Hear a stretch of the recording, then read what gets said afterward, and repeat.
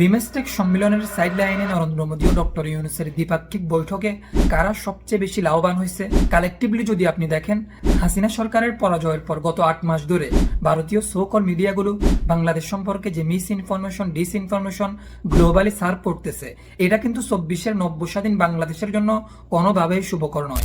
দেখেন, ভারত কিন্তু আমাদের খুব কাছের একটা প্রতিবেশী। ঐতিহাসিকভাবে আমরা আমাদের স্বাধীন পররাষ্ট্রনীতি মেনে ভারতের সাথে সম্পর্ক বজায় রেখে আসতেছি। তবে ভারত বরাবরের মতো আমাদেরকে তাদের অধীনে থাকা স্বাধীন অঙ্গরাজ্য ভেবে বড় ভাইয়ের মতো শাসন করতে চেয়েছিল এবং হাসিনা আর আওয়ামী লীগকে কাজে লাগিয়ে গত 15 বছর ধরে বাংলাদেশের অভ্যন্তরীণ বিষয়গুলোতে হস্তক্ষেপ করে আসতেছিল। ইতিমধ্যেই ভারত কিন্তু বুঝে গেছে বাংলাদেশের ইউথ ছাত্র জনতারা যে হার না মানা অদম্য সাহসী। ভারত বড় ভাই সেজে আমাদেরকে ইট মারবেন আর আমরা ছোট ভাই হিসাবে পাটকেল মেরে প্রতিবাদ করব না, এটা যদি ভারতের জনগণ ভেবে থাকে তাহলে তারা ভুলের স্বর্গে বাস করতেছে। সুতরাং বলা যায় সাম্প্রতিক সময়ের এই দ্বিপাক্ষিক বৈঠক বাংলাদেশ ভারত সম্পর্কের পুনর্গঠন প্রক্রিয়া শুরু হতে পারে।